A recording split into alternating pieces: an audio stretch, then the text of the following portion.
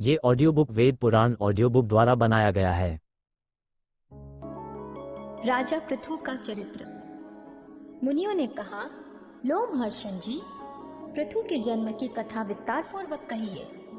उन महात्मा ने इस पृथ्वी का दोहन किस प्रकार किया था? लो महर्षण जी बोले, द्विजवरों, मैं वैन कुमार पृथु की कथा विस्तार के साथ सुनाता हूँ। आप लोग एकाग्रचित होकर सुने। ब्राह्मणों, जो पवित्र नहीं रहता, जिसका हृदय खोटा है, जो अपने शासन में नहीं रहता, जो व्रतों का पालन नहीं करता तथा जो कृतघ्न और अहितकारी है, ऐसे पुरुष को मैं यह कथा नहीं सुना सकता। यह स्वर्ग देने वाला, यश और आयु की वृद्धि करने वाला, परम धन्य, वेदों के तुल्य, माननीय तथा गूढ़ रहस्य है। ऋषियों ने जैसा कहा है वह सब मैं ज्यों का त्यों सुना रहा हूँ। सो सुनो। जो प्रतिदिन ब्राह्मणों को नमस्कार करके वैन कुमार पृथु के चरित्र का विस्तार पूर्वक कीर्तन करता है, उसे अमुक कर्म मैंने नहीं किया और अमुक कर्म किया है, इस बात का शोक नहीं होता। पूर्व काल की बात है, अत्रि कुल में उत्पन्न प्रजापति अंग बड़े धर्मात्मा और धर्म के रक्षक थे। वे अत्रि के समान ही तेजस्वी थे। उनका पुत्र वेन था, जो धर्म के तत्व को बिल्कुल नहीं समझता था। उसका जन्म मृत्यु कन्या सुनीता के गर्भ से हुआ था। अपने नाना के स्वभाव दोष के कारण वह धर्म को पीछे रखकर काम और लोभ में प्रवृत्त हो गया था। उसने धर्म की मर्यादा भंग कर दी और वैदिक धर्मों का उल्लंघन करके वह अधर्म में तत्पर हो गया।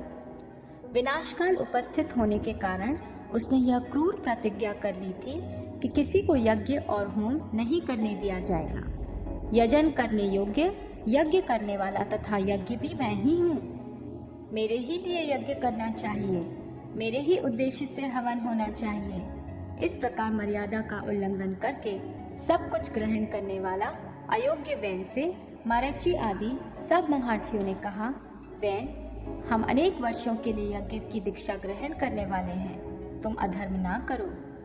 यह यज्ञ आदि कार्य सनातन धर्म है।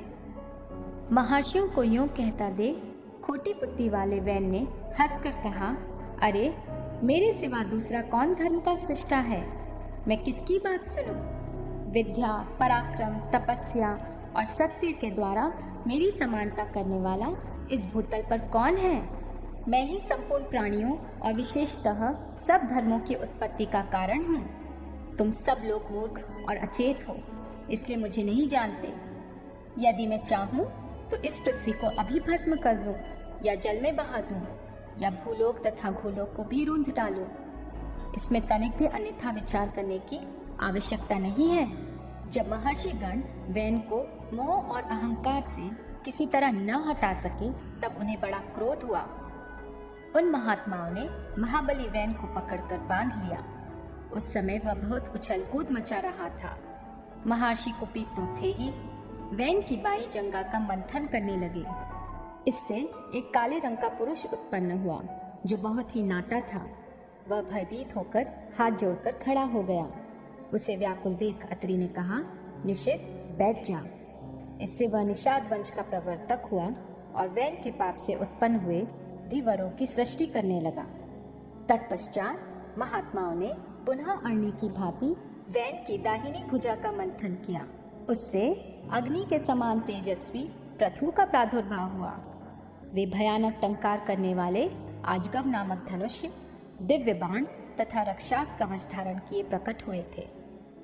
उनके उत्पन्न होने पर समस्त प्राणीगण बड़े प्रसन्न हुए और सब औरों से वहां एकत्रित होने लगे। वैन स्वर्गामी हुआ। महात्मा पृथु जैसे सत्पुत्र उत्पन्न होकर वैन को पुमा नामक नरक से छुड़ा दिया।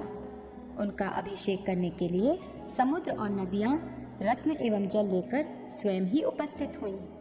अंगिरस देवताओं के साथ भगवान ब्रह्मा जी तथा समस्त चराचर भूतों ने वहां आकर राजा पृथु का राज्याभिषेक किया। उन महाराज ने सभी प्रजा का मनोरंजन किया। उनके पिता ने तो प्रजा को बड़ा दुखी किया था, किंतु पृथु ने उन सबको प्रसन्न कर लिया। प्रजा का मनोरंजन करने के कारण ही उनका नाम राजा हुआ। वे जब समुद्र की यात्रा करते तब उसका जल स्थिर हो जाता था। पर्वत उन्हें जाने के लिए मार्ग दे देते थे और उनके रथ की ध्वजा कभी भंग नहीं हुई। उनके राज्य में पृथ्वी बिना जोते बोए ही अन्न पैदा करती थी। राजा का चिंतन मात्र करने से अन्न सिद्ध हो जाता था। सभी गौएं कामधेनु बन गई थी और पत्तों के दोने दोने में मधु भरा रहता था। उसी समय पृथु ने पितामह नामक ब्रह्मा जी से संबंध रखने वाला यज्ञ किया। उसमें सोमाभिषव के दिन सूति से परम बुद्धिमान सूत उत्पत्ति हुई। उसी महायज्ञ में विद्वान मागध का भी प्रादुर्भाव हुआ।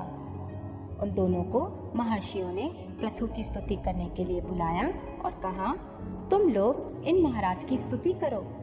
यह कार्य तुम्हारे अनुरूप है और ये महाराज भी इसके योग्य पात्र हैं। यह सुनकर सूत और मागध ने उन महर्षियों से कहा, हम अपने कर्मों से देवताओं तथा ऋषियों को प्रसन्न करते हैं। इन महाराज का नाम, कर्म, लक्ष्मण और यश हमें कुछ भी तो ज्ञात नहीं है जिससे हम इन तेजस्वी नरेश की स्तुति कर सकें। तब ऋषियों ने कहा, भविष्य में होने वाले गुणों का उल्लेख करते हुए स्तुति करो। उन्होंने वैसा ही किया। उन्होंने जो जो कर्म बताए उन्हीं को महाबली पृथु ने पीछे से पूर्ण किया। तभी से लोक में सूत, मागध और बंदी जनों के द्वारा आशीर्वाद दिलाने की परिपाटी चल पड़ी।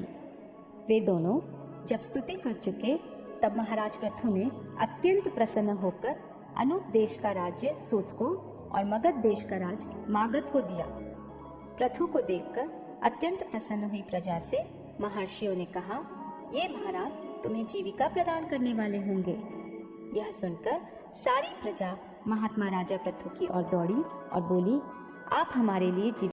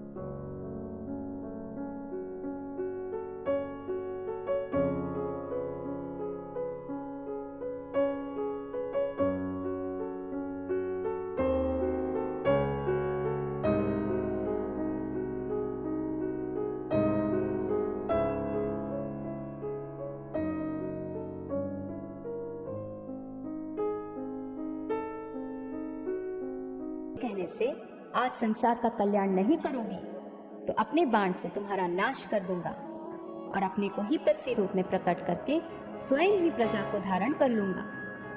इसलिए तुम मेरी आज्ञा मानकर समस्त प्रजा की जीवन रक्षा करो, क्योंकि तुम सबके धारण में समर्थ हो। इस समय मेरी पुत्री बन जाओ, तभी मैं इस भयंकर बाण को जो तुम्हारे वध के लिए उद्यत है रोक सकूंगा। पृथ्वी बोली, वीर निसंदेह मैं यह सब कुछ करूंगी। मेरे लिए कोई अच्छा सा बछड़ा देखो जिसके प्रति स्नेह युक्त होकर मैं दूध दे सकूं। धर्मात्माओं में श्रेष्ठ भोपाल, तुम मुझे सब और बराबर कर दो जिससे मेरा दूध सब और बह सके।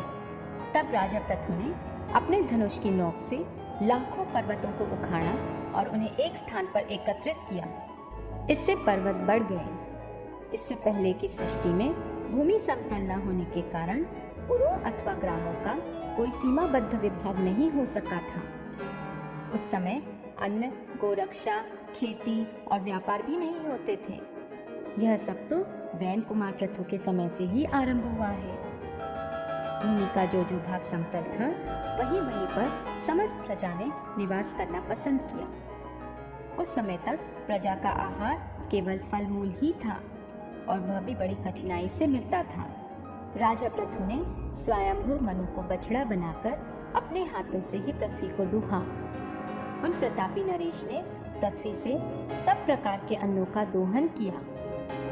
उसी अन्न से आज भी सब प्रजा जीवन धारण करती है।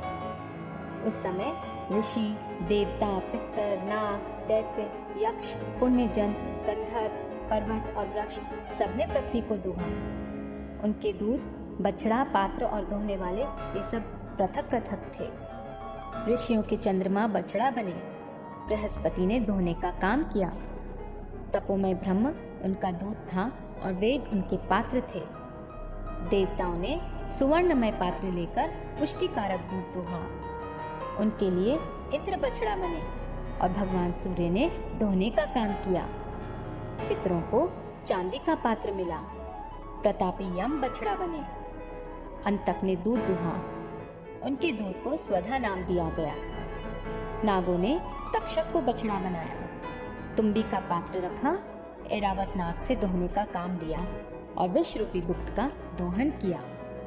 असुरों में मधु दोहने वाले बने। उसने मायामय दूध को दुहा।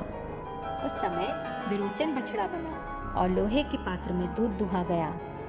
यक्षों का कच्चा पात्र था। कुबेर बछड़ा बने। रजतनाग यक्ष दोहने वाला था और अंतर्धान होने की विद्या ही उनका दूध था। राक्षस इंद्रों में सुमाली नामक राक्षस बछड़ा बना। रजतनाग दूध दोहने वाला था। उसने कुपाल रूपी पात्र में शोणित रूपी दूध का दोहन किया। गंधर्वों में चित्ररथ ने बछड़े का काम पूरा किया। कमल ही उनका पात्र था। सुरुचि दोहने वाला था और पवित्र सुगंधी उनका दूध था। पर्वतों में महागिरी मेरु ने हिमवान को अपना बछड़ा बनाया और स्वयं दोहने वाला बनकर शिलामय पात्र में रत्नों एवं औषधियों को दूध के रूप में दुहा। वृक्षों में प्लक्ष पाकड़ बछड़ा था। खिले हुए शाल के वृक्ष ने दोहने का काम किया।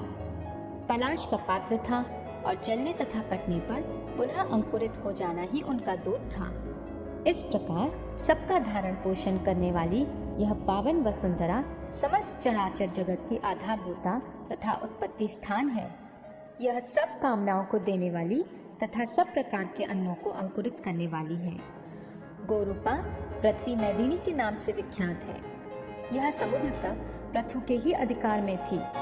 मधु और कैटभ के भी मैद से व्याप्त होने के कारण यह मैदिनी कहलाती है। फिर राजा प्रथु की आज्ञा के अनुसार भूदेवी उनकी पुत्री बन गई, इसीलिए इसे पृथ्वी भी कहते हैं। प्रथु ने इस पृथ्वी का विभाग और शोधन किया है, जिससे यह अन्न की खान और समृद्धिशाली बन गई है। गांवों और नगरों के कारण इसकी बड़ी शोभा होने लगी है। वैन कुमार महाराज प्रथु को ऐसा ही प्रभाव था। इसमें संदेह नहीं है कि वे समस्त प्राणियों की पूजनीय और वंदनीय है। वेद वेदांगों के पारंगत विद्वान ब्राह्मणों को भी आज महाराज प्रथु की ही वंदना करनी चाहिए, क्योंकि वे सनातन ब्रह्म योनि हैं। राज्य की इच्छा रखने वाले राजाओं के लिए भी परम प्रतापी महाराज प्रथु ही वंदनीय हैं। युद्ध में विजय की कामना करने वाले पराक्रमी योद्धाओं को भी उनके आगे मस्तक झुकाना चाहिए, क्योंकि योद्धाओं में वे अग्रगण्य थे। जो सैनिक राजा प्रथु का नाम लेकर संग्राम में जाता है, वह भयंकर संग्राम में भी सकुशल लौटता है और यशस्वी होता है। वैश्यवृत्ति करने वाले धनी वैश्यों को भी चाहिए कि वे महाराज प्रथु को नमस्कार करें, क्योंकि राजा प्रथु सबके वृत्तिदाता और परम यशस्वी थे। इस संसार में परम कल्याण की इच्छा रखने वाले तथा तीनों वर्णों की सेवा में लगे रहने वाले पवित्र शूद्रों के लिए भी राजा प्रथु ही वंदनीय है। इस प्रकार जहाँ पृथ्वी को दुहने के लिए जो विशेष विशेष बछड़े, दुहने वाले, दूध तथा पात्र कल्पित किए गए थे, मैंने उन सब का वर्णन किया।